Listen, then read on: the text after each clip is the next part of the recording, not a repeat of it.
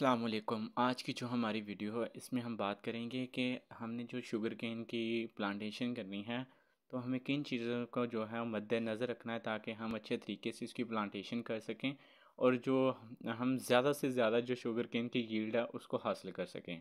तो आज की जो हमारी वीडियो है इसमें हम बताएंगे कि हमने जो सीड या सेट्स वगैरह यूज़ करने हैं तो यूज़ करने हैं प्लांटेशन के लिए वो किस तरह के होने चाहिए। और उसके अलावा हम ये भी इसके बारे में बात करेंगे कि जो उसका शुगर कंटेंट होता है ना शुगर केन का, तो उसको कैसे इंक्रीज़ कर सकते हैं। अगर हम हेल्दी प्लांट मटेरियल की बात करें तो हमने क्या करना है कि उसके लिए जो सीड मटेरियल होता है ना फील्ड के लिए, उसमें हमने ऐसे केन यूज़ करने हैं जो हेल्दी हों, उनमें किसी किस्म की कोई भी डिज़ीज़ ना हो।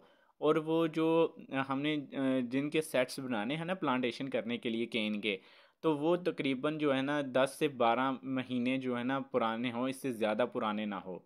और जब हमने उसको सेट्स बनाने हैं तो हमने क्या करना है, जो उसका अपर पार्ट यानी कि टॉप पार्ट होता है शुगर केन का, फॉर एग्जांपल हम उसका 1/3 पार्ट कह लें, उसको हमने सोइंग के लिए यूज़ करना है क्योंकि उसमें ज़्यादातर बर्ड्स मौजूद होती हैं, विजिबल होती हैं, और बड जो हैं वो जर्मिनेशन करती हैं।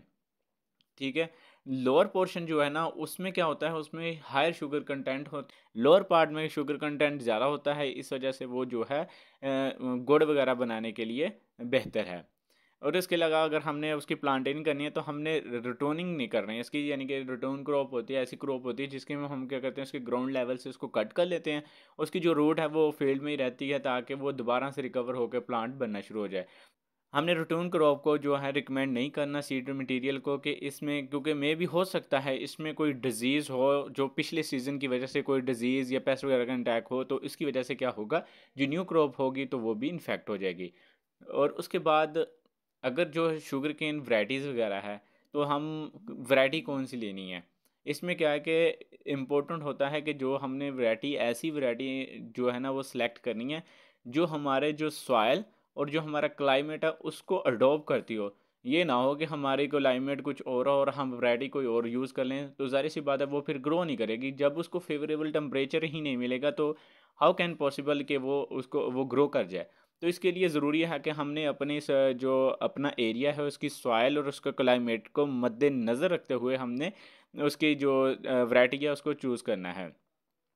उसके बाद कहता है कि हमने अपना जो फील्ड है जहाँ पे हमने शुगर केन लगानी है, जहाँ पे आपने शुगर केन लगानी है ना, उस फील्ड को देख लेना है कि उसमें कोई पेस्ट या फील्ड वगैरह में कोई पहले से डिजीज़ वगैरह तो नहीं है।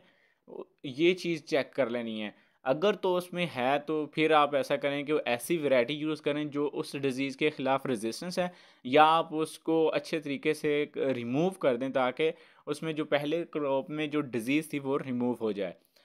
और उसके बाद से लास्ट में हम बात करते हैं कि जो शुगर केन कंटेंट है उसको किस तरह हम हाई कर सकते हैं।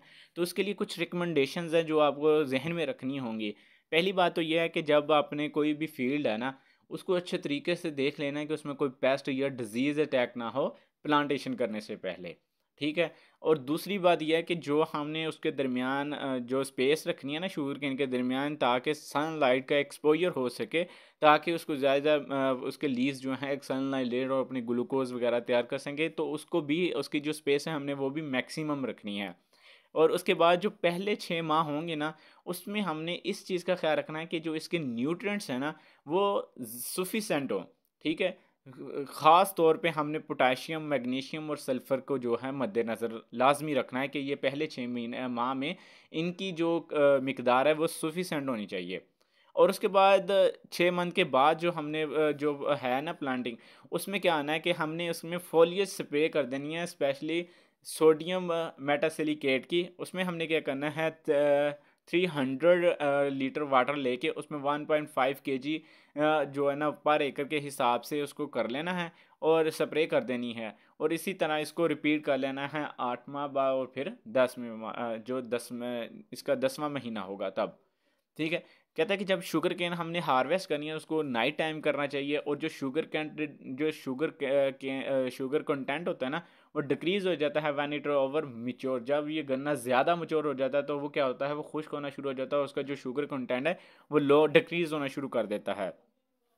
और जो लोअर रस्ट इंटरनोड होते हैं उनमें मैंने पहले ही बताया कि आपको जो इसका लोअर पार्ट होता है ना उसमें ज़्यादा शुगर होती है। तो इस वजह से हमें जो गुड़ वगैरह बनाने के लिए जो उसका पोर्शन यूज़ करना चाहिए मोस्टली हमें ग्राउंड लेवल का यूज़ करना चाहिए। अगर आप लोगों को मेरी वीडियो पसंद आई तो उसको लाइक और शेयर करना मत भूलें। शुक्रिया।